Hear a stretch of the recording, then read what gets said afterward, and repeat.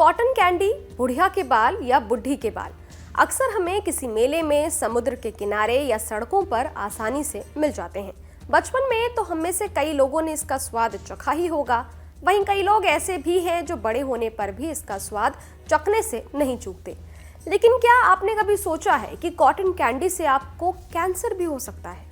दरअसल केंद्र शासित प्रदेश पुडुचेरी और उससे सटे राज्य तमिलनाडु में कॉटन कैंडी की बिक्री पर रोक लगा दी गई है।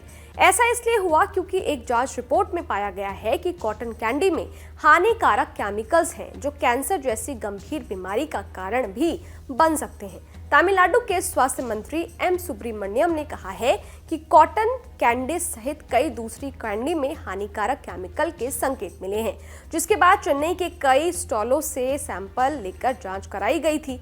कॉटन कैंडी के सैंपल की जांच रिपोर्ट में कलरिंग मटेरियल रोडामाइन बी मिलने की पुष्टि हुई है।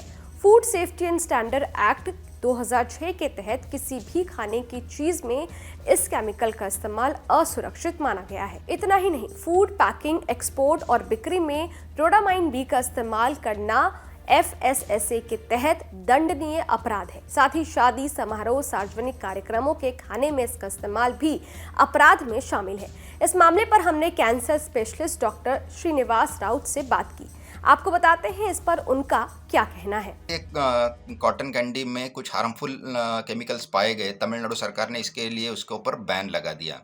अब ये कॉटन कैंडी से डायरेक्टली कैंसर होता है क्या? तो ऐसी बात नहीं है। कॉटन कैंडी में जो harmful colouring agents, flavouring agents जो यूज हुए हैं, जिसका स्पेसिफिकली अगर नाम आप जानना चाहते हो तो रोडामिन बी उसका नाम है। रोडामिन बी ये जो है फैब्रिक इंडस्ट्रीज में यूज होता है और it's very common in use.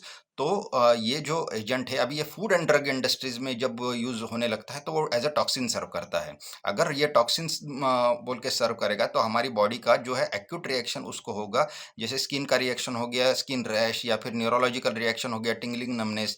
और अगर किडनी के ऊपर असर किया तो एक्यूट किडनी फेल्योर, या फिर लीवर के ऊपर असर हो गया तो एक्यूट लीवर डिस्फंक्शंस, ऐसी बीमारियां हो सकती है।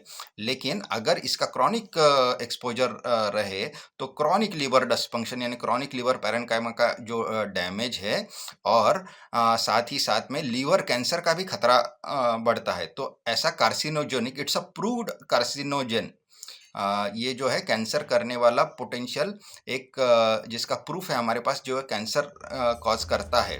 कॉटन कैंडी में रोडामाइन बी की खोज तब हुई जब पुडुचेरी की राज्यपाल तमिलिसाई सुंदरराजन के एक बयान के बाद जांच के लिए सैंपल लिए गए।